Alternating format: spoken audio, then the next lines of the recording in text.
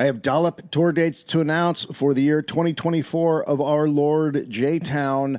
We have our 10th anniversary show coming up in Los Angeles on April 27th. Guests are Karen Kilgariff and James Adomian.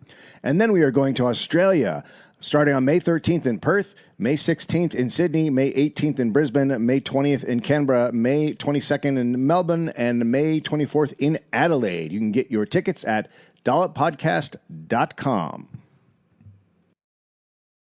Discover new opportunities together in a new Chevy. Meet up in an Equinox, winner of the J.D. Power Award for initial quality among compact SUVs. Lend a hand in the strong and capable Silverado, or mix it up in a high-tech Trax with an available 11-inch diagonal touchscreen. Find family, friends, and fun in the Chevy that's right for you. Click to learn more. See your Colorado Chevy dealer. For J.D. Power 2023 U.S. Initial Quality Study Award information, visit jdpower.com/awards. Hello, and you are listening to The Dollop. This is a bi-weekly podcast, and I read... Are you okay? I don't know. What's going on? I don't really feel like doing this. What? Just a dollop? reading you a story. I'm just over it, you know what I mean? I'm tired of reading, and you just sitting there. Okay. Well, you're getting mean, for sure. Okay, it's just... Do you want me to do one? Well, yeah. Okay. Is that all right if you would do one? Yeah, that's fine. You want to do a reverse dollop? Can you? David, what do you think all this paper is? Oh! Yeah. I didn't see that on your leg. So this week is when I read a story about American history to my friend... David Anthony, who knows nothing about it. There we go. God, you want to hit a dude? I'll do one bottle. People say this is funny. Not Gary Garrett. Dave, okay. Someone or something is tickling people. Is it for fun? And this is not going to become the Tickling Podcast. Okay. You are Queen Fakey of Made Up Town. All hail Queen Shit of Liesville. A bunch of religious virgins go to mingle. And do what? Pray. Hi, Gary. No. Nicely done, my friend. Good. The dawn of man. What? The dawn of man? Well, somewhere around there. Fuck me. Holy shit. Despite some disagreement on evolution, time has proven that man did indeed come from ape. Oh, I'm going to have to disagree with Already? this. That's an issue? That does not seem right. You believe a man... Well, God created us in His image. You believe a man in the sky put a bunch of little ingredients into a cauldron. Yeah, Magic Sky Man made us. Okay, so then I'll change this. Despite some ridiculous agreement on evolution, humans and chimps differ by just over 1% of their DNA. That's it? That's it. Very close. Chimps are actually closer to humans than chimps are to gorillas. So they're more like us. Really? And they're gorillas. What do you think of that? Gorillas are fucking idiots. We're both primates. Mm-hmm. Agreed. Like human... Well, I don't need you to agree to that. Like humans, the bond between mother and child is intensely strong. If a mother dies, the orphan chimp may be unable to survive in the wild alone. There are many similarities between chimp babies and human babies. Both love to play. Both are curious. Both learn through observation and imitation. Both need constant attention. And they need affection for proper development. The constant attention part is fucked up. Well, it's like a child. It would be the constant attention that your son needs. Which is that he would not survive in the world without you. No, he did. He did survive in the world without you? Yeah, for the first 4 years, we just put him in a doghouse out back. Go on with your story. This is being recorded. Out loud. What? Chimps are capable of emotion. They feel happiness, they feel sadness, they feel love, they feel loss. They are as emotional as man in many ways. All right. So this has driven man to use chimps to learn more about ourselves. For instance, from the 1900s through the 1930s, a team of scientists attempted to teach chimps to speak. Okay. To actually speak English. Yeah. However, when chimps did not grasp our complex language, critics were vindicated. They felt that critics.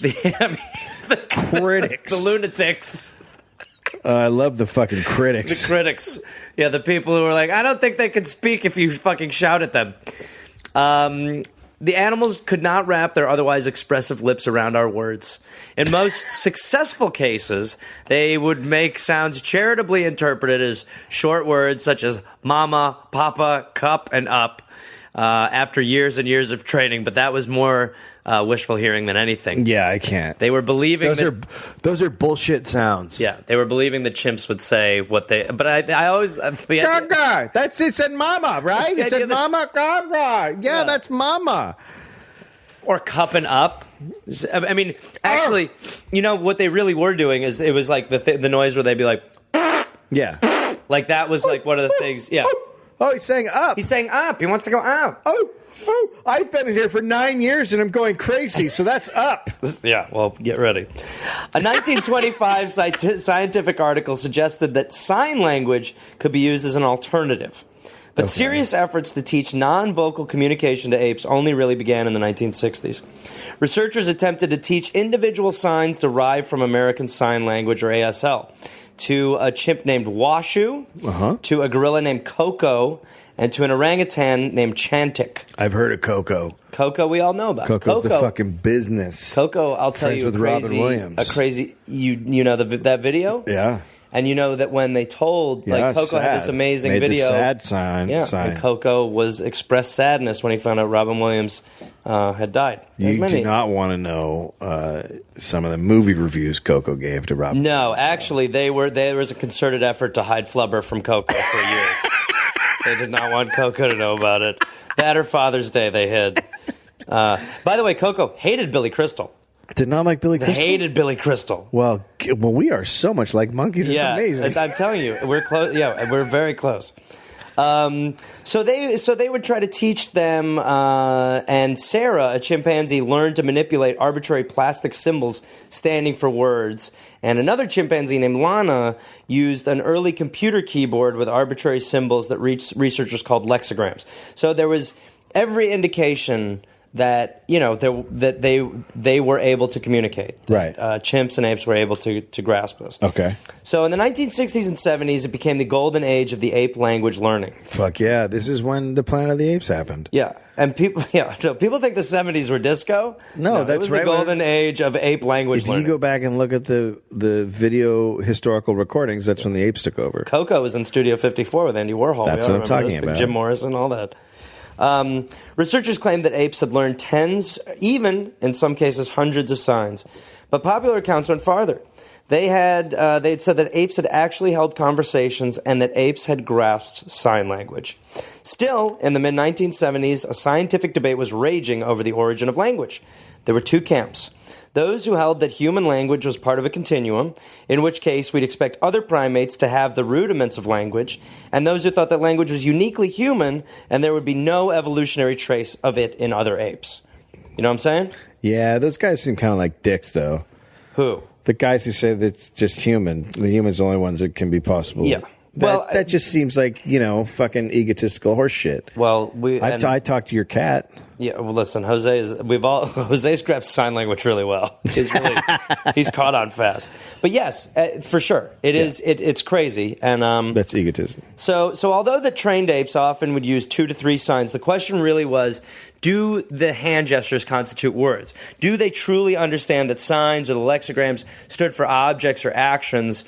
Were there strings, or did they know they were stringing together like 2 to 3 word sentences? Right. Which brings us... Oh, I feel we're going to get to it. To Herbert Terrace. Oh, fucking Herbert. A man who focused much of his career on developing a theory that explains how humans arrived at language when primates did not. He was Brooklyn-raised. Terrace earned a BA in psychology, an MA in experimental psychology from Cornell, and a PhD in psychology from Harvard. Oh, shit. All right, he's the real deal. He's not an idiot. As a graduate student, much of Terrace's work focused on pigeons. Which is, I feel like mom and dad are proud. Okay. What was it? He just moved into a house with a bunch of pigeons. Was he talking to pigeons?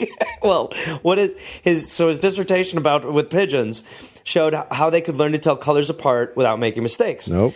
But after, yeah, I mean, who knows? I mean, why not just kill yourself instead of...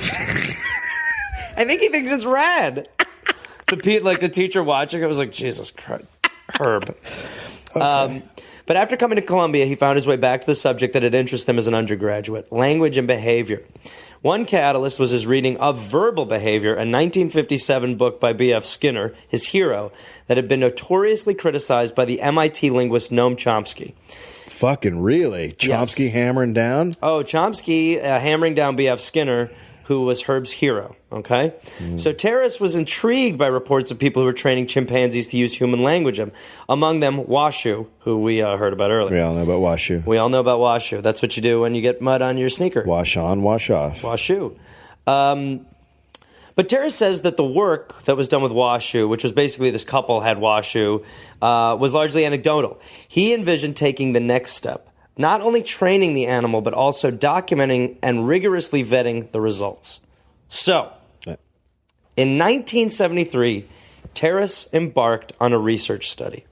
What if an infant chimpanzee was to be taken from his mother's arms and sent to live with a human family in part of a Columbia University Didn't we just talk about how they're close to humans and they need to be around people? Well, I mean, be around their fucking parent and that they would die without him and that they need fucking love and affection from their parent? Yes. We just went through all that, right?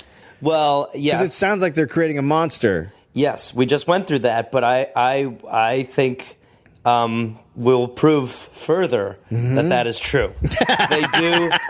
They are. I see this going very wrong. No, this will be great, Dave. I've been in your position a bunch, and I know the way you're setting it up. No. Listen to me.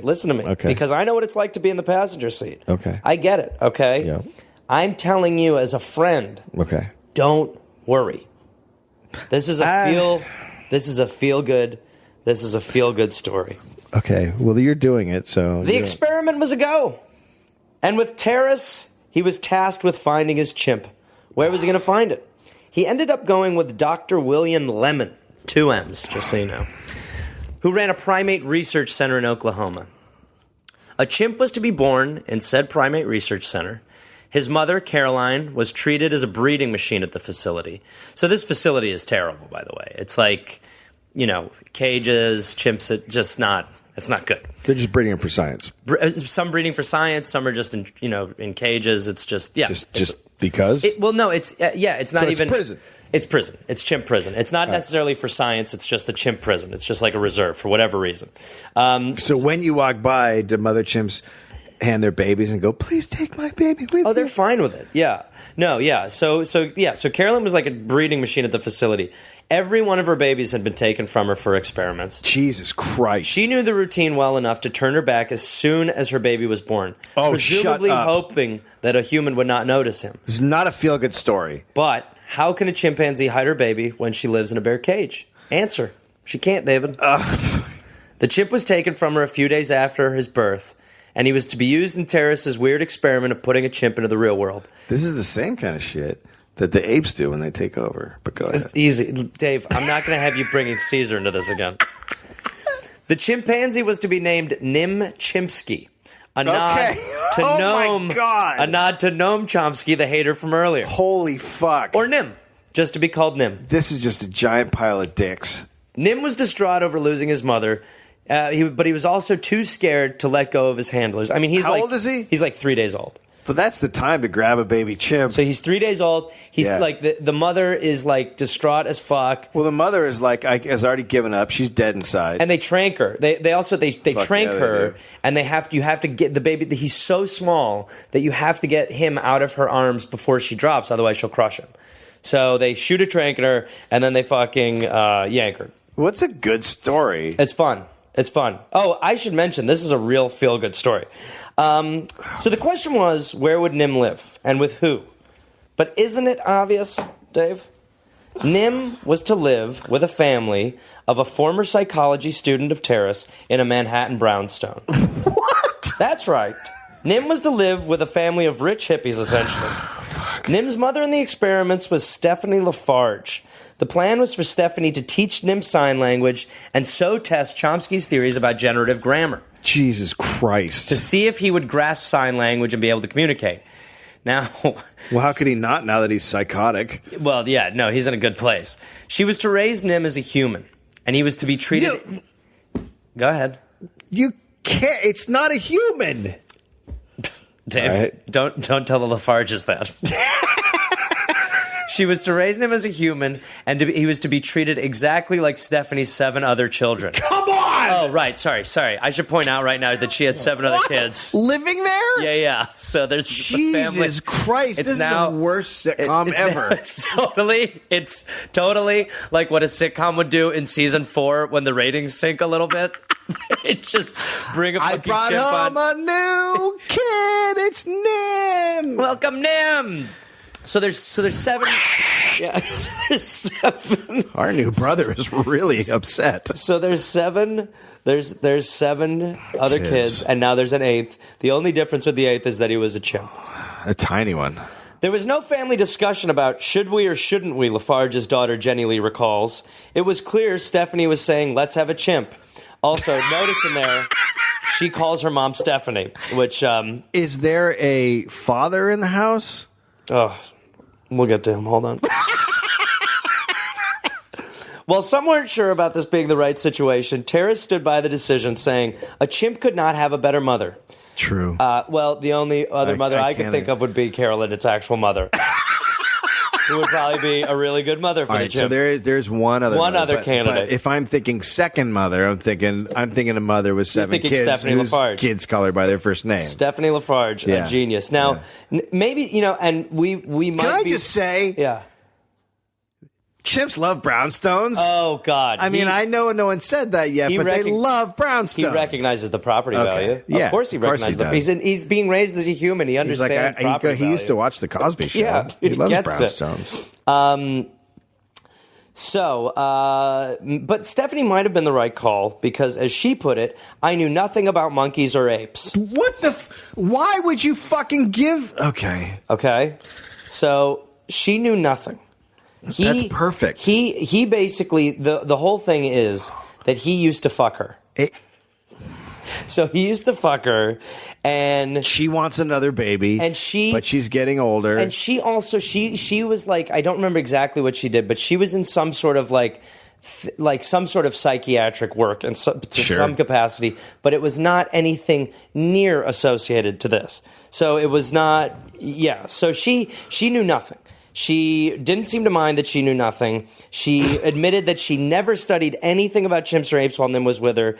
What she did care about was having what she called an intimate relationship with a mammal. Okay. They used to bang, like I said. Okay. So that was really the test of all this. So the test essentially is, can a chimp communicate what he is feeling through learned human communication? It would be an expansion of human communication and let us know that language did actually evolve, right? So it's not that humans just came up with language. Language evolved from chimps. Can he form sentences? That's what we're trying to prove by putting Nim in a brownstone with 7 other fucking children. Have you seen the show Fish with Abe Vigoda? No, what? It's pretty close. Now, Nim was to dress as a toddler human. He was to eat like a human. He was expected to brush his teeth like a human. He put his pants on one leg at a time every day, just like us humans did. Okay. Stephanie Lafarge admits to breastfeeding Nim for a while. God, fuck off. As she did her other human children. What a fucking monster. Who? Nim? He wanted milk. Or Stephanie, the psychopath who let a chimp suck her tit. Breastfeeding a fucking chimp? Breastfeeding I a chimp. couldn't have bit her tit off. Oh, he's too little. He's too little. Oh yeah, he's he was so fucked. He was. If you think about it, it is like it's. I mean, like it would be like. I mean, it would be like it's orphaning. I mean, it's orphaning a creature into a world that it's not meant for. It's one thing if you send someone to an orphanage where they interact with other people who are like them. It's another thing if you send a child to go live in a zoo. It's like taking a turtle and putting it with cats. It's exactly like taking a turtle and putting it with cats. Now, Stephanie brought him up for a while in her home as if he was a human child. Which he shouldn't have done. Which he should not have done. But she quickly understood that Nim's nature was more powerful than anything. Oh, that's weird. It just dawned on her. In many ways, he was like a baby. Jane Goodall is quoted as saying, when you meet chimps, you meet individual personalities. When a baby chimp looks at you, it's just like a human baby. And this was what she viewed Nim as. Within a couple of months, he could scoot around the house, and in a few more months, he could climb the walls. And yet he had diapers on, and he was vulnerable, and he needed to be fed. Yeah. But very quickly, his physical attributes emerged. That's so weird. I wouldn't expect that And from a very powerful small animal. you were asking about her husband. Yeah. There was a husband. Oh, good. There was a husband. Her husband's name was Weir. W-E-R. And I'm sorry? Weir. W-E-R? It sounded like you started a name and you didn't finish it. I think his parents had died during naming. How did Weir feel, is your question? He wasn't into it. What are we doing? Weir What are we doing? Weir was not a fan. Weir was not a fan of this. Stephanie! Also, it's his it's his brownstone. So like it's his seemingly he just got pushed over, and he just allowed this with he had very little he could say about it, but he was not into it. If you don't let me have my monkey, I am leaving with the kids. And there was an age difference too. Between Stephanie and Weir, yeah, and he's older. and Weir and Nim. He's older. Weir's older. He's a little older, probably like 15, 20 years old or something like that. Oh, boy. She's like pushing 40 now, right? Or is she? No, she's young. She's probably like 30. She's young. So she's been cranking out kids. Yeah. Okay. I'm not 100%. I don't know. They were right. super weird hippies. Okay. So, but yeah, they had seven children. I don't know if some of them were Weirs, but anyway, his name's Weir. That's what matters. Weir was a thinker. He was a poet. He was not interested in having a chimp live in his brownstone. That's so weird because most poets would love to have a chimp living with them. Yeah, listen. I mean, who wouldn't? There's no greater way to do poetry than with having an animal scurry across the roof. Great for your screeching. material too.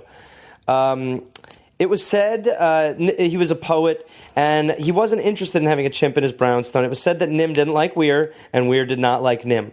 Nim would begin pulling Weir's books off of the bookshelf, scattering Weir's books all over the floor. Oh, my God. A clear fuck you to Weir, who was meticulous about his books. Weir had lost his home to Nim, never getting it under control. One day, when Nim was being fed, Weir put his arm around Stephanie. Big mistake. Nim did not like what he saw. Oh, no. And he bit Weir's hand Holy hard. fuck. What? How old is fucking Nim now? Nim's just about a year. Jesus Christ. But he's a fucking chimp. Yeah, okay. He is like... Yeah, I get it. He's an animal. So he also... And, I mean, I don't even know, like... where you can stand on this, but the chimps have fangs. Yeah, his fangs were never removed, so he had fangs. Right. So when he bit people, he would fucking bite people. It was becoming clear to Weir that if Stephanie had to choose between Nim and Weir, she would choose Nim. She was that smitten. She loved her little guy. As far as the sign language goes, Stephanie didn't seem that bothered about teaching Nim sign. Which was the whole point of the fucking experiment. She just wanted a new little hairy baby. Who doesn't? Truth be told, she wasn't even fluent in sign language. Wait, what? I'm sorry. Could you back up? Wasn't the whole deal was that she was going to teach the So the whole deal sign is language? like to see, yeah. So he is like in. So she should be signing to him this whole time. It should all be about sign language and communication. That's not to say that she wasn't. Like, she knew sign language, and some of her kids knew sign language. But she's not fluent. But it was not a focus. It really was not a focus for her. Right, just having a new little monkey baby was a focus. She was like way more focused on spending quality time with Nim, whether it be breastfeeding Nim, or laying naked with Nim and letting Nim explore her body, or watching Nim masturbate, or letting Nim drink alcohol, or even letting Nim smoke pot with her and some other hippies. Wait. Nim was basically allowed to do whatever the fuck he wanted. Oh, God. He had no rules. But I mean, honestly, like, you have to, even if it's a monkey, you have to give it boundaries. I can't believe I shouldn't. No, be saying this. it's honestly true. You have to give kids boundaries, and if you have an animal living with you, you have to give it boundaries. So she didn't give a fuck. Like, she just wanted him to be as happy as he could be. Did you say the monkey watched? Did you say Nim watched her masturbate? No, or she watched Nim masturbate, but he was very like physical, and she basically she put very little limits on what she would let Nim do, as far as like touch her breasts or like I think like touch her fucking vagina. Like, I mean, look, he's curious. He's cute. Well, and keep in mind too that a chimp of like his life, he becomes an adolescent faster. I mean, he's fucking 1, so it's not right. Yeah. But they do. It's not like a 1-year-old human. Yeah, he's a little older. Right. I mean, not masturbation a lot older. age. No, I don't even know if he's masturbation age. Who knows what he's? I mean, I guess every chimp is masturbation age. That seems to be what they love to do is masturbate. Nim was basically allowed to do whatever he wanted. He would climb the walls. He would rip apart pillows, and he was never told no. So just to recap what's going on here, Dave. No boundaries. Herb's former student / bang buddy Stephanie, who was supposed to be teaching Nim sign language in the name of science, is in actuality just getting high with him and letting him play with her naughty bits. That's where we are. Just so we're clear. Look, it's going to make a great comedy. So you're probably wondering where the architect Herb Terrace was. Oh, yeah. Right. Was he checking in all the time? He's the guy who started this whole fucking Right, it's his thing. experiment. He would check in from time to time, and he would look into the results. He didn't come by much, though. Herb stood by that decision by suggesting that a chimp will always gravitate towards the mother. He also was cold to Nim, viewing him more as an experiment, not a living and breathing being. Nim didn't care for Herb much either, biting him one day when he tried to pull him from a hiding place. Jesus Christ. And in general, it is true that, like, a chimp, like, it's going to go more maternal, but still, you should not, like, he put it in this fucking brownstone, and it's there, and he doesn't do shit. Right. So Nim was, but still, Nim was smart. He really was. He was learning signs as time wore on. He was starting to say things like play and Nim and eat and hug. He was minorly connecting thoughts. He was sweet. He was empathetic. But Stephanie still refused to control Nim. And Herb was taking note that this was maybe not the best environment for Nim and science. Nim was only a year and a half old, but it was obvious there was no discipline. Stephanie eventually stopped listening to Herb completely. Shaking off charts for progress, Stephanie did nothing. She took no notes, there were no tracking stats, there was no schedule, there were no journals. There was zero. And that's why Herb Terrace is such an asshole, because he just let this go on for 18 months. 18 months Nim is there, going apeshit, masturbating, like smoking weed, drinking, and he's learning very few signs just that he's picking up. That's insane. So, Herb finally made a good decision. He decided to try to move on from Stephanie. All right. He put up a sign looking for people to participate in a sign language experiment at Columbia. And in walked Laura Ann Petito. Okay, I'm sorry. This isn't a thing where you put up a fucking flyer. Yeah. No, like, do you want to learn how to play the drums? This. What? Slip little flyer. Looking for a drummer and someone to house a dog walker, adolescent chimp. Yep. And teach it how to speak English. Teach it how to talk with its hands. Jesus Christ. Yeah. Now this is going to go great. Sure, yeah. So now a chimp that has already had the horror of being ripped away from its mother is now going to be ripped away from its other mother. Yes. However, well, okay. So she walks in. She's 18. She's attractive. She immediately recognizes the scientific integrity of all this, and they couldn't just like yank him out. There are very few good calls made. One of them being that they couldn't just yank him away. So what they started to do was Laura started to come over to Stephanie Lafarge's house, and she was there as a teacher. She was teaching Nim signs and started to form a bond with him. Hey, now, girl. How do you think Stephanie took that? Well, she's going to get jealous. Not good. Stephanie did not like Laura. She felt threatened by all the teaching, and she could see Nim slipping away to his new favorite. She really was so steadfast in the belief that he should not be learning. Is this a weird question, but is Laura hot? Laura is hot. Laura is hot. So what Stephanie ended up doing was she attempted to limit when they could come over and see Nim. This is Herb. She's like, you can't come over right now. So finally, Nim's busy climbing the wall. Nim's masturbating on my tits, so you can't come over now. He's getting high. Later. He's getting high. He's eating Weir's brain. Right now, Nim's eating Weir's brain like it's a pumpkin he's emptying. Poor Weir. So finally, after a little bit of time, Nim was removed from the brownstone and Stephanie Lafarge's quote-unquote care. Wow. After the ordeal, Stephanie Lafarge admitted to not wanting Nim to learn any language. Jesus fucking Christ. What a fucking asshole. She is such an asshole. Nim was moved to a room in Columbia University, a place where he would not be treated like a goddamn party animal. Oh, it's time for college. It's right, exactly. Well, this is the sequel, baby. Nim goes to college now, baby. Here, Laura came up with a schedule, and she started to teach Nim, see what he could really do. She was great. Every few days, he's learning more and more signs. As time wore on... I told you this is going to be a good ending story. It's great. As time wore on, Nim is getting bigger, and he's getting smarter, and a move was needed. But basically, she's just like in this little room teaching him, and he's like absorbing signs. He's like getting it. The words are just, he's learning more and more. Yeah. He's becoming much more expressive. But he's too big. So what are they going to do?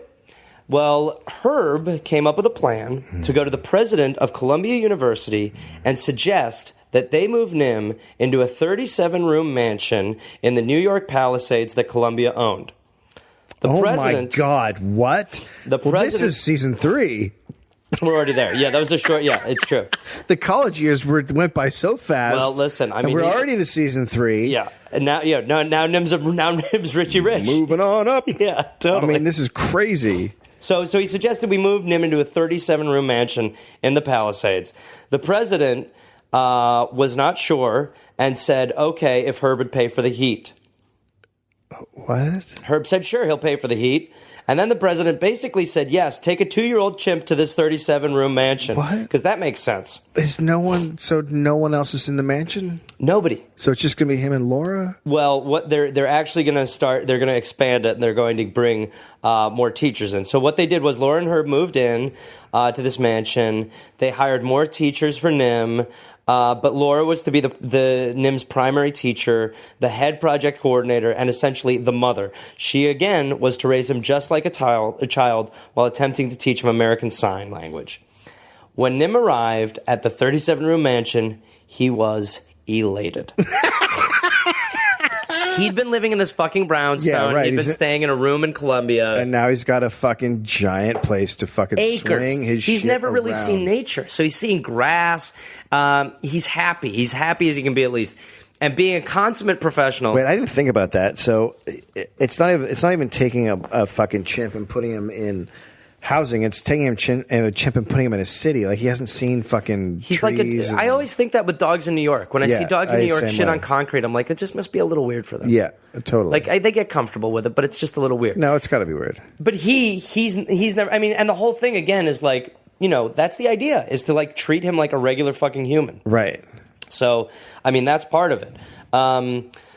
So he's over the moon, and Herb Terrace, being a consummate professional, eventually began sleeping with Laura, even though she was 18 and he was in his late 30s. Oh my God, he's a fucking pervert. Oh, but come on, he's using a monkey to get laid. That's fucking amazing. But that's why he also took it to took it to Stephanie, because he used to bang her. Hey, what's your name? Laura? Is it Laura? Yeah. You ever seen a monkey? Your dick's out. Yeah. That's not the monkey I'm talking about. You ever seen a monkey? No. Don't look down there. Look up here. Uh-huh. You want to see a monkey? Sure. All right, come on. You mean your dick, right? No, it's going to be a monkey. I feel like this ends with your dick. Yeah, it does. I knew it. So Herb's a consummate pro. Nim again is getting bigger. He is growing. His diapers eventually become an issue. Yeah, sure. They don't make giant baby diapers. No, Target does not have giant baby diapers. Yeah. There's not a chimp section at Target. I think that's what the plan was here.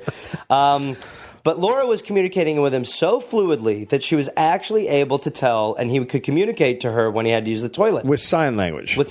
He would gesture that he had to go to the bathroom. Yep. And he was putting sentences together. He was learning more and more. That's amazing that an intelligent animal can point its butt. Yeah. They've really made some progress. Yeah, it's true. But his estimated, when adult, his estimated size was to be 5'11", 150 pounds, and to be 6 times stronger than a man. Jeez. Okay? So around 3 years old, he begins to realize his strength, and he begins to become a little sassy. He gets into attack mode more and more. Is he able to sign, I don't take any shit? No shit. No shit. Like, he just says no and then throws his shit. No shit. No shit. Starts carrying a chalice around the house. By the way, recently heard a thing with Jane Goodall where, there is the stereotype that monkeys love to throw their shit. They just do it at people, right? They just do it in captivity. The only reason monkeys throw their shit is because they're in captivity and they're in fucking hell. And prisoners like to throw their shit on the walls. Yeah, of course they do. Crazy ones. I mean, you got to make statements. Mel Gibson did it on South Park. So he would go into attack mode more and more. If he didn't like how you stood up, he would go into attack mode. If you didn't share food with him, he would go into attack mode. Nim would get pissed, and he would show you by staring at you, and the hairs on him would stand up. Oh, fuck that. He would bark. Nobody needs that shit, hair standing up. He would bark. He was threatening. He still had those fangs. He was by all means a wild animal. If you showed weakness in his presence, he exploited it. He could put you in your place in a violent and aggressive way. So they all said you couldn't be too kind to him. As he became an adolescent, you had to make him respect you. Right, you got to set boundaries. But the thing about respecting the respect works with a kid because they're scared of you. Yes.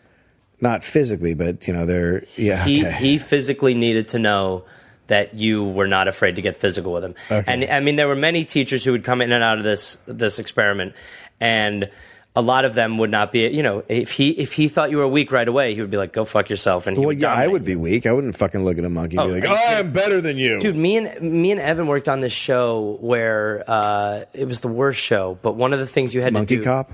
Monkey Cop. You remember it. Yeah. It was not good. I mean, I loved it. Yeah, no. I mean, New York Times said this show's bananas. Some of the best takedowns I've ever seen. Thank you. But there was it was a terrible like Hollywood story where there's like a chimp who is being fed McDonald's like by an owner, and he's there and he had to do these improv things. I won't bore people with this nonsense, but he had to do this improv shit. Oh my God, that was Improv Monkey. That's a great show. It's a terrible show. He could not yes and. He would no poo. He did yes shit. He yes pooed. And you'd watch it, and he was on a leash the whole time, and he was so domesticated, but still angry. You could sense it. It's off. There's something off. It's totally because off. It's a wild animal, and you have it on a leash in a studio. Yes, and they would give him Jolly Ranchers. It was great. Oh God. Yeah. So you couldn't be kind. As he became an adolescent, if you were not mean, he wouldn't respect you. The fact of the matter is he respected people who would actually bite him or hit him. Joyce Butler, a new teacher. Oh my God, this sounds like my kid. He's just like Finn. I've always said that. Yeah. I bit him so hard yesterday. You have to at this age. Yeah, he wouldn't. Yeah, he looked at me weird. And I was like, all right, here we go. Make that hair on your back stand up. That's right. The back of your neck stand up and fucking show that little guy. But Joyce Butler, a newly hired teacher, bit Nim's ear when he misbehaved immediately when she met him. He bit her. She bit his ear. Shut up. And then their relationship was solidified. Oh, fuck me. Well, this lady gets it. Yeah, he really was. You know what? I like this one. This one's solid. She fucking almost bit my ear off. She's great. Laura, have her stick around. However, was getting attacked a little bit more and more by Nim. Because Laura is soft and gentle. Laura's known him since he was little. Yeah. Like the difference between him when he was 18 months or a year. Right. He's changed a to lot. now is vastly different. Let's face it, we've all seen him. He knew that he could get shit. Right. Like it's almost like Neo in the Matrix being like, wait, I'm Neo. Right. Like he started to realize like, fuck, I'm stronger. I can get what I fucking want from these people. It's a lot like Neo. It's a lot like, I've always said that. But Laura was getting attacked more and more. One time having to receive 37 stitches in her arm. Another time, Nim ripped a tendon out of her wrist. You know what? Work is hard. Work's hard. Today I had an eye taken out, and I don't have any tendons in my arms anymore. Yeah. No, 37 stitches. They said that he almost needed to draw blood to stop. And she went back. She was there. She went back after getting 37. So she's fucking nuts. 37 stitches. She's crazy. They all seemingly form a bond with Nim, where it almost doesn't matter. It's almost worth it. The good news is Herb Terrace didn't seem to find any of this too alarming and did very little to address it. Why would it be alarming that a fucking wild animal ripped a tendon out of a human? It's true. It's a job. You would be surprised if he didn't attack people. So Herb didn't do much, but he was growing tired of his relationship with Laura, and he called it quits. What? Who gets tired of fucking an 18-year-old? Yeah, she when she was that was it. She decided she was heartbroken, and she decided she was going to leave the project. Oh man, it was all about him, and that's what got her to go. She got 37 stitches. She got her tendon ripped out, and now Herb. You know where it hurts? Inside. So many stitches. It hurts right in here. There's not enough stitches. So many emotional stitches. Not enough stitches to take care of what happened to me. When she was leaving, Nim could tell. Really? Yep. She had boxes. He could tell she was leaving. He was being held by somebody. And as he was leaving, he jumped basically off of a balcony to go to her. He went up to her, took her by the head, and bashed her head into the concrete. It took 4 men to restrain him. She would survive this heartfelt goodbye. Holy shit, what? Yeah. Holy fuck. Oh my God, that's exactly how I broke up with the 2 of my girlfriends. I thought it sounded familiar when I read it. Off the fucking balcony, smashed the heads. I thought it sounded familiar. You leave! Just so like that. Yeah, so she. Well, that's love. That is love. That's truly love. Was he love. wearing a wife beater? He was drinking a Blatz. He's having a can of Blatz, smoking a Newport and a wife beater. Waiting for NASCAR to come on. Yeah, waiting for his NASCAR shit. He's like, bitch, I told you, lady. Goddamn. So after her departure, Nim really began bonding with Joyce, who the lady who bit him, that he respect, and another teacher named Bill Tynan. Oh, Bill. They would take Nim on walks. They would have little picnics with him. And, of course, Bill and Joyce started fucking because Nim was like Viagra. Hold on. If you went through something very fast, and it sounded like you said something that... can you repeat that? Well, which part? Part about Joyce The little picnics? No. They weren't fucking Nim. Bill and Joyce started fucking. Oh, God, I thought you said she was fucking a monkey. No, don't worry. No, Nim is... So Bill and Joyce are fucking, which is a great choice around a crazy monkey. But that's what seems to happen is that, like, it's like... Let me tell you something right now. I don't know shit about chimps. Okay. But I know they can smell dick on you. Yeah, for sure. So... Yeah, but so they're like spending all this time with him, and they both are like bonding with him, and then they just started dating. Banging. Yeah. So bad idea. It's always a bad idea to start like a coworker relationship, but not when there's a monkey involved. Yeah. Don't shit where you chimp. No. Honestly, good Lord. Or chimp will shit you. Yeah. Nim loved cats. On some of their walks, they would let Nim play with the cat. Oh, God, don't do that. He loved the cats. He would hold them. He would pet them. No. He was so excited by them that he sometimes would shake with nerves while petting them. Oh, God, it's like, have we not seen the play? As Nim's sexuality grew, he began to really love cats. No, God damn it. He began to rub the cats up against his chimp love shaft. Oh, fuck yeah. But he was never trying to, it was like if a dog humped your leg. There was never like fear of insertion, but he would take the cats and he would start to sort of like, soft. Like, yeah, he would start to, sorry? It's so soft. Never thought about this, but cats are very soft. Right, but... And if you have a dick... And you're a monkey. I'm going to lock Jose in the other room real quick. You get... Huh? No, I'm saying if you're a monkey, it's like having a little fuck thing. Right. You rub it against your... Okay, didn't see you taking Nim's side in this one. I think Nim's making the first really good decision he's made.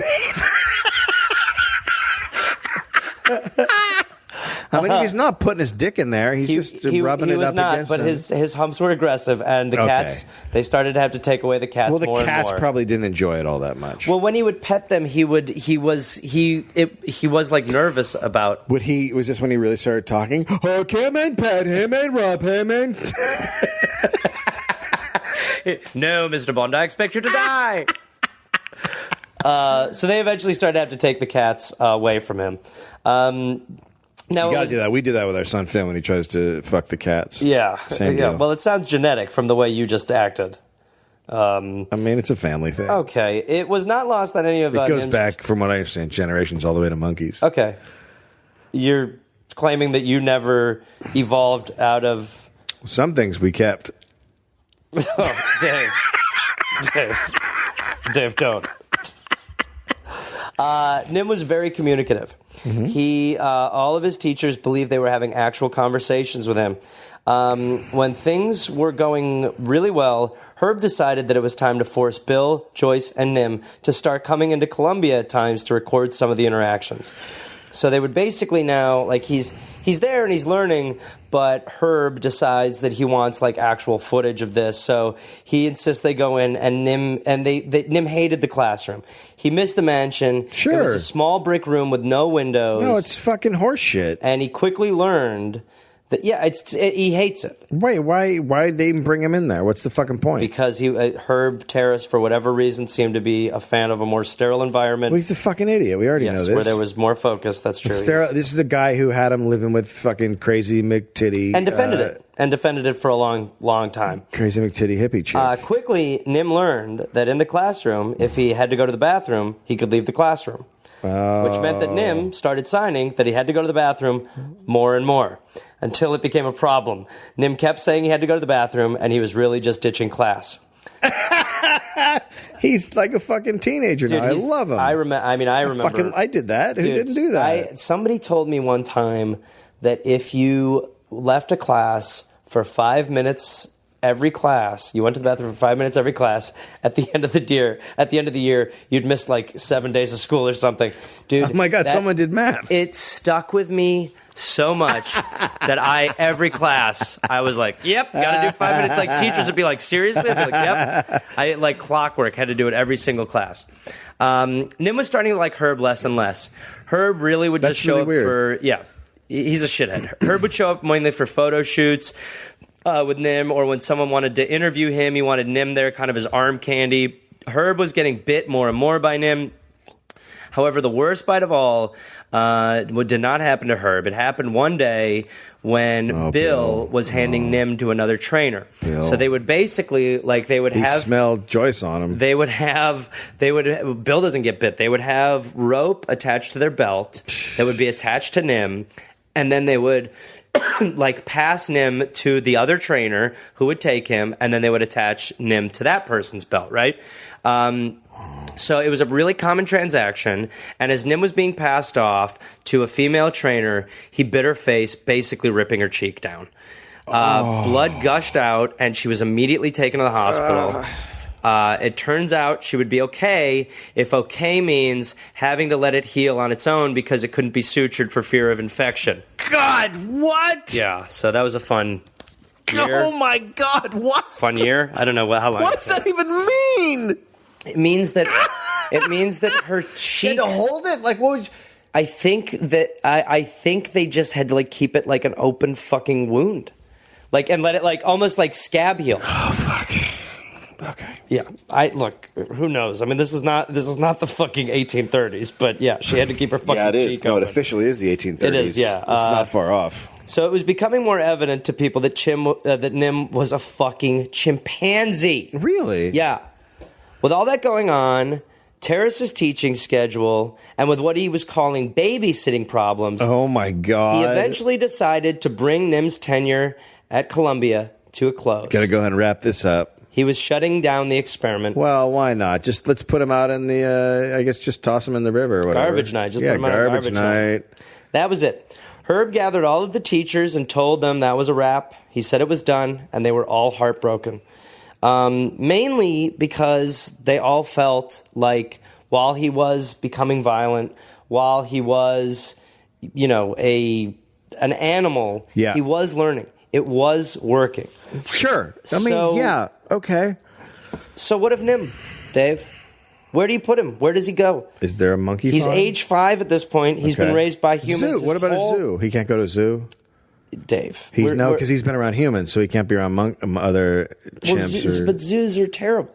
Okay, so what about like a ranch for wayward chimps? It's amazing how close you're getting to some stuff. He was age 5, and he'd been raised by humans his whole life. That is all he knew.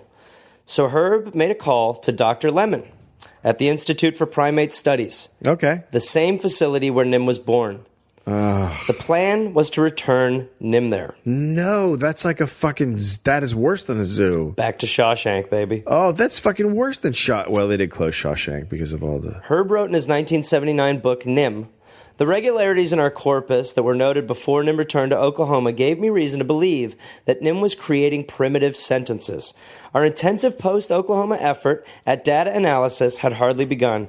However, when I began to doubt that Nim's combinations were legitimate sentences, Terrace concluded that despite long strings of signs such as give orange, me give, eat orange, me eat orange, give me, eat orange, give me you, Nim's actual sentences averaged 1.5 signs and were not sentences at all.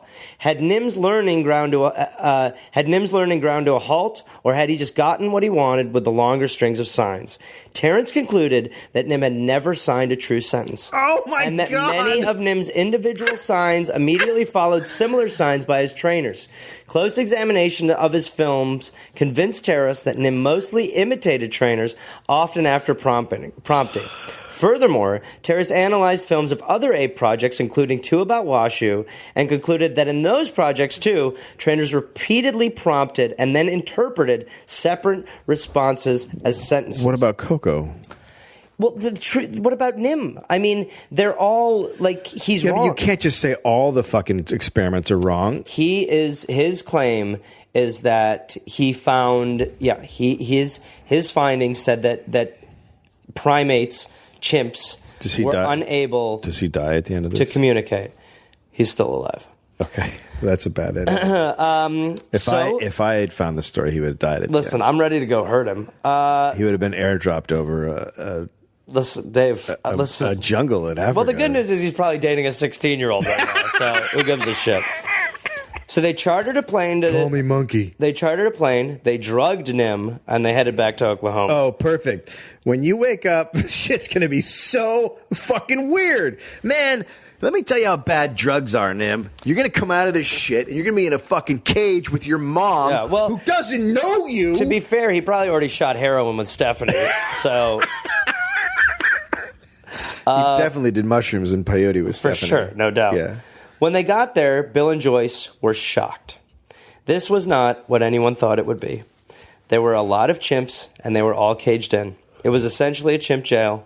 Now, keep in mind, Nim had never seen another chimp that wasn't his mother, and he'd only seen her for like 2 days. Oh, my God. And that was a long time ago. He'd never seen another chimp. All right, so you're a dude, and you are now 15? Yes. Right? So you were taken away from your mother and raised by turtles. Yeah. And so all you know is turtles. It's and like then you get sent back to fucking Cochrane. Yes. And they go, all right, have a good time. Yeah. It's like taking Mowgli from the Jungle Book and putting him in a public school at 16. And being like, why is he not adapting? Why doesn't he like it? Wait, so did Bill and Joyce leave him there, or did they try to take him away? Well, okay, so they pull up. Joyce recalls her and Nim both thinking the exact same thing at the exact same time. Holy shit. What Herb Terrace politely called a more primitive facility than what I had remembered. Some fences were electrified. Fuck off. He remembered it. This fucking dude. Some fences were electrified because of chimp-on-chimp killings. Some attendants at the facility had electric prodders to keep the chimps in line. It's just so different than what he's gone through. They didn't have a lady that bit ears? No, they didn't have a lady biting ears. Like a recess lady who bit ears? No. They just had prods. All right. So in order to ease in Nim a little bit, they set up a chimp play date with a chimp named Mac. Mac was also a chimp who was like a little more withdrawn. So they actually got along okay, and right. Nim was starting to learn. This is not over the course of months. This is over the course of a day or a couple days. Right. So they felt like they had acclimated Nim enough to that facility. Bill picked up Nim, took him into the facility, took him into a cage, tied his leash to the cage, shut the door, and left. Nim was kept in his own small cage, and he could be heard screaming as Bill left. Oh. Nim was on his own. He was given no special treatment. Oh, my God. He was just one of the other chimps. He was extremely distressed. He bit a trainer, and he was shocked with a prod. He was looked at by like a spoiled child by some of the workers. Of course he was. They were like, look at Fancy Pants. Oh, here's Mr. I went to a private school. He's totally private school. Welcome to the real world, motherfucker. Bob Ingersoll, a graduate student at the University of Oklahoma, was working as a research assistant at the primate facility and met Nim on his first day. You could read fear and apprehension through his facial expression and his body language, Ingersoll says. It was very distressing to him, and some of us were really worried about Nim, and we spent quite a lot of time with him, making sure he was eating and drinking and not being picked up by the other chimps. Ingersoll was Nim's saving grace. After a year had gone by, Herb Terrace came back to the primate facility for a photo shoot with Nim. Nim was screaming and was so happy to see Herb. Herb thought Nim was totally happy to see him.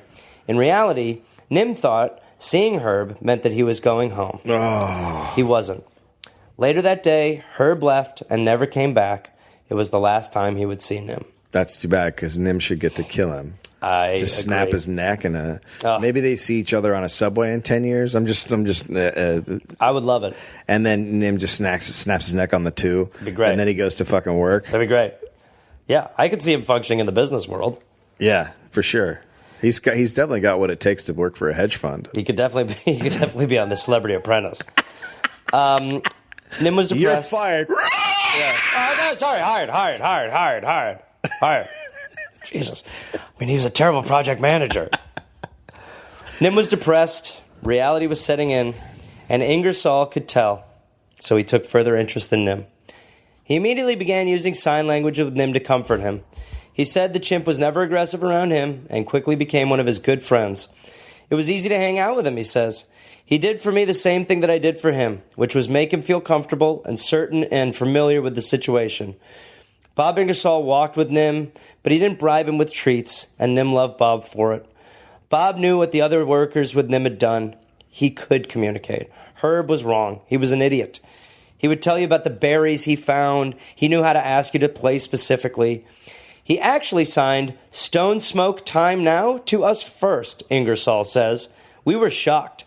Although we were familiar with chimpanzees that did things like drinking and smoke cigarettes and that sort of thing, I'd never had a chimpanzee request weed from me. Cards. That was an eye-opener. Smoke. Cards. Obviously, Watch jerk. Bob. Watch jerk. Cat. Stephanie watched Cat. Cat. Cat. Cat suck dick. Cat suck dick, smoke joint. Cat suck dick, smoke joint. So obviously Bob got Nim stoned. Nim knew exactly how to smoke weed. Oh my God. The marijuana would chill Nim out. That was Laura. Oh, yeah. Oh, maybe No, Stephanie? Stephanie. No, not when he was a baby. Oh, no, No, earlier I mentioned Stephanie got him high. high. Yeah, she got him high. She let him drink.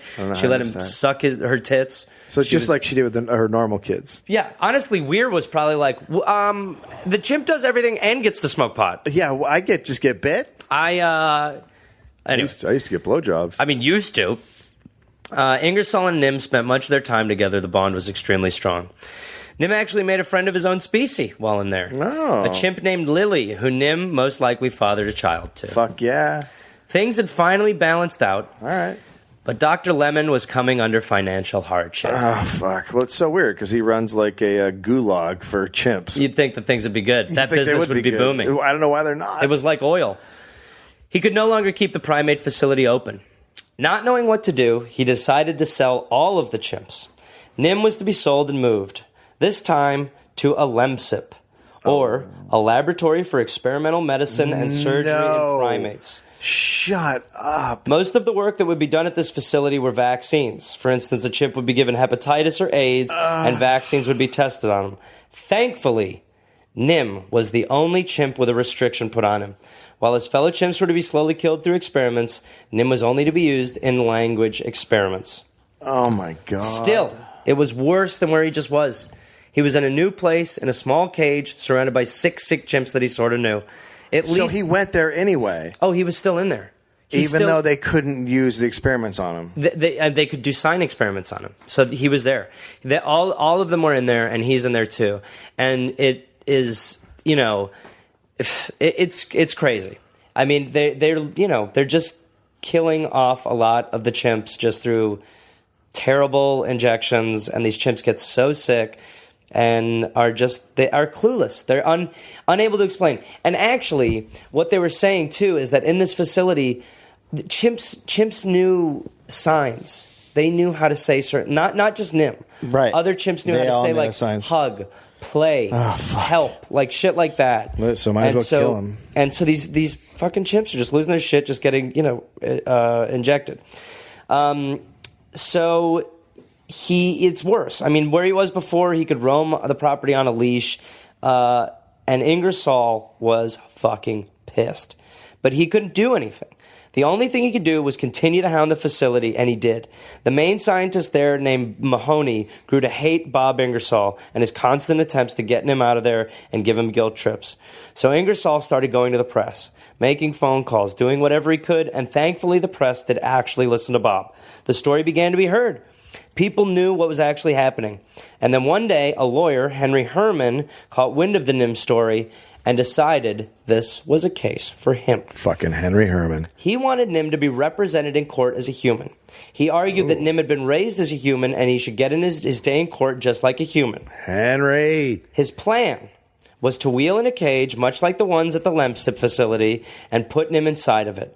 When Nim was inside, he would most likely freak out and sign to them that he wanted to leave, thus proving that Nim could communicate and was being held under unfair conditions.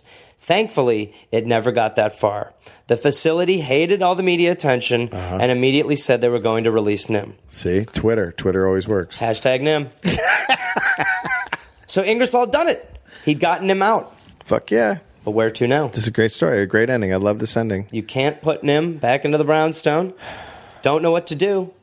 So, before anyone could really think it through and what would be right, a man named Cleveland Armory stepped in. Never a good name. Cleveland Armory was a prominent humorist and a humanitarian.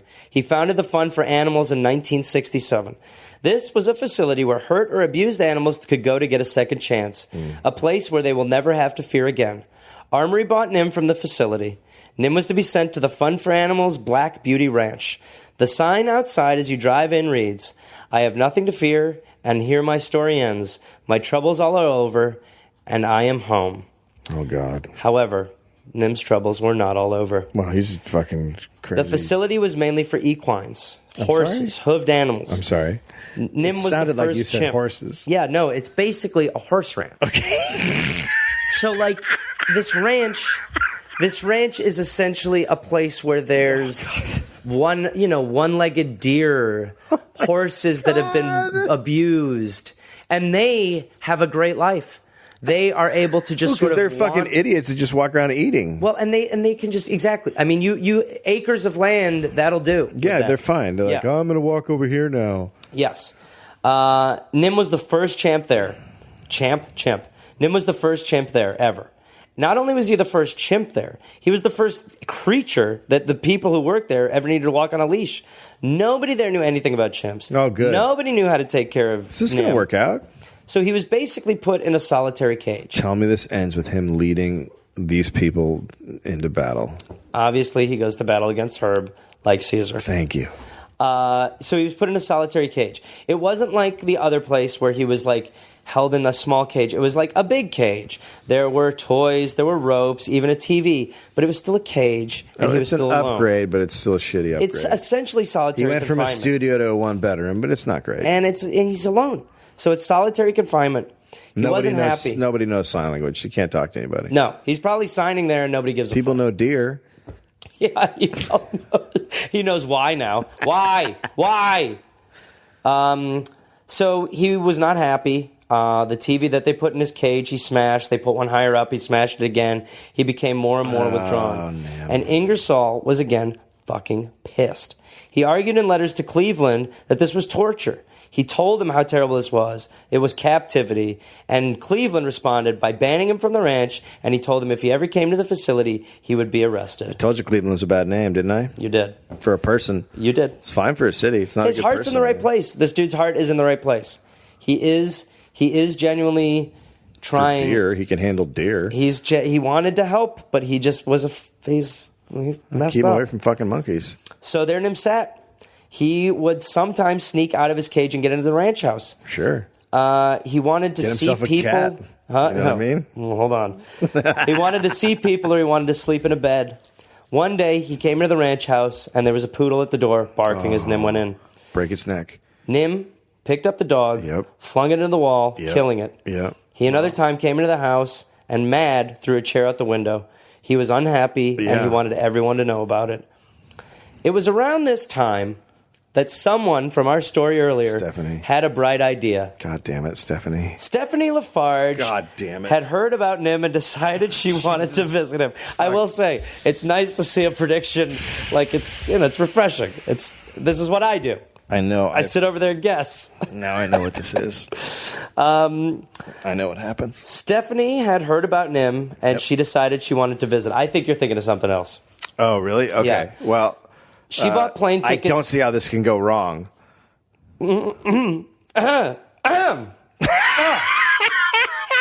Mother and son reunited again? A mother that he loved who never turned her back on him and let him fuck any cat he wanted?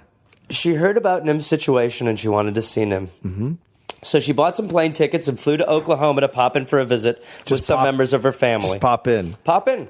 The plan was to go to the ranch, meet the caretakers. However, when they walked up to Nim's cage... Can I just say something? Yeah. It's bad enough putting a chimp in Oklahoma. True. So when they walk up to Nim's cage, he recognized them, but he wasn't impressed. How could he be? They left a cute little chimp baby. Nim was now a grizzled, full-grown chimpanzee. Yeah. He was graying. He was miserable. He'd been hurt. With little interaction through the cage, Stephanie yearned for more. Stephanie decided she wanted to go inside the cage and see Nim. The caretakers told her that was a bad idea. He seemed like he was in a bad mood. I'm not going to miss her at all. But smart old Stephanie knew what she was doing. Yep. She walked used to give him the tit. She used to give him the tip. She walked in, and Nim immediately was pissed. He went up to the top of his cage. When she stayed in there, he came down from the top of his cage, grabbed her by the ankle, and dragged her like a puppet. He swung her around while the caretakers didn't know what to do. After abusing her for a while, they ran inside to get a gun. However, before they could return, Nim left her alone. He could have killed her, but he didn't. He gave her what is known as a warning. A what's for? Yeah. A Hertz donut. Here's what I think of your shit. Yeah, he gave her the old Hertz donut. You know who doesn't have good Brooklyn memories? Yeah. Right here, Nim. Yeah. Nim's not on your tip. Imagine if Weir went in the cage. He's wearing Weir's face and masturbating on Stephanie. We're worried for sure. He turned Stephanie into a cat. So 10 years went by. Holy fuck, really? In that time, Nim had actually been given a female friend that was put in the facility around him, but she was dying. Nim was going to be alone again. Ingersoll still was always on top of the story, caught word that the ranch was going to be sold. Jesus Christ. Out was Cleveland, and the new owner agreed to let Ingersoll visit Nim. So Bob Ingersoll is going to see Nim for the first time in 10 years. When Nim saw Bob, he recognized him immediately. After a few minutes, they began signing. Nim showed some signs of happiness. He signed play and began running around the cage, and Ingersoll could tell that Nim was still around. But he wanted more chimps in there. He wanted Nim to have some sort of a life. But how? Around that time, the Lemsip, where Nim had been kept for the experimenting, was shutting down. And one man decided to use this closure to make a difference. Mahoney, the head scientist from before who hated Bob Ingersoll.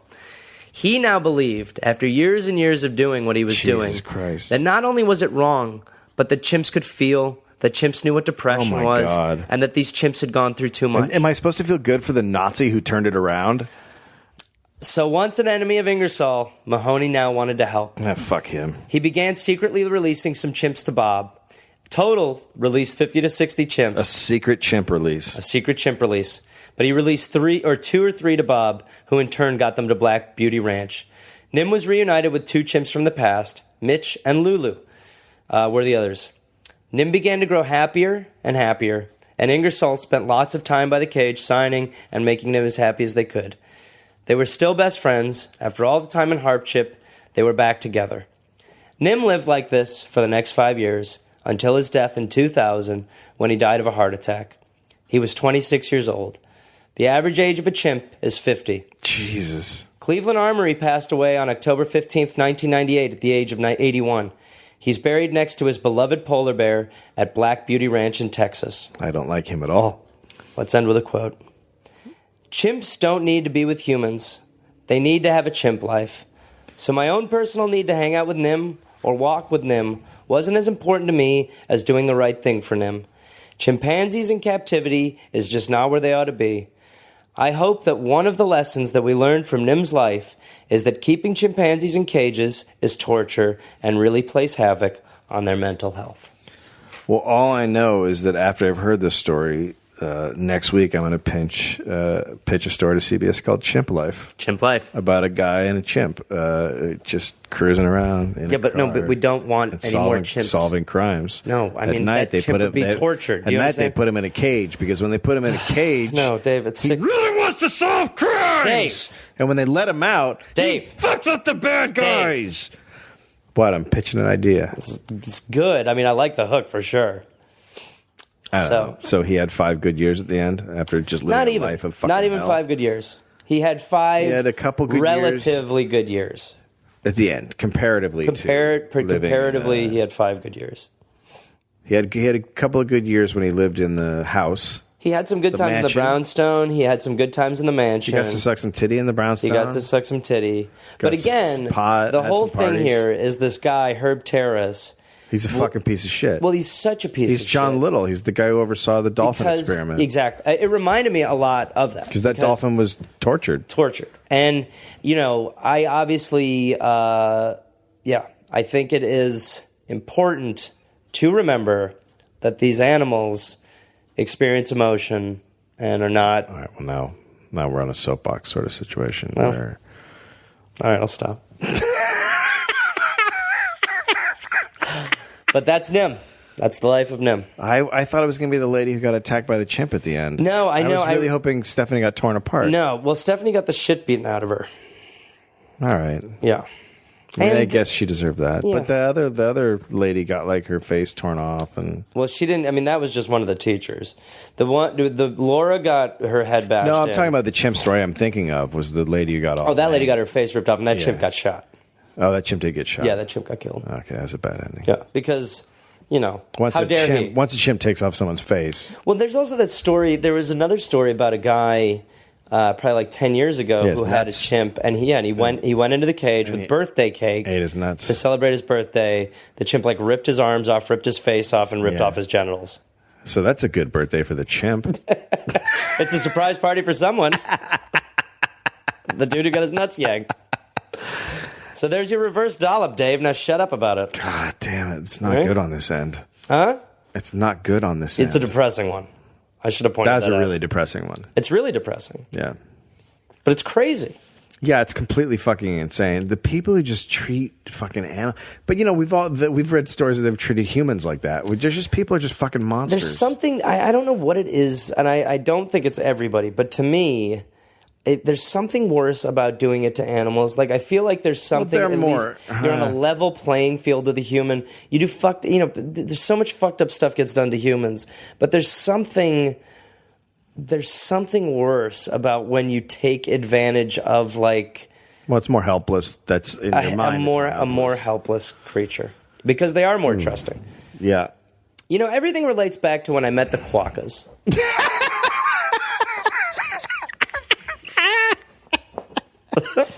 Well, nobody wins. All right. I'll do another one in 2.5 years. Jesus Christ. You're welcome.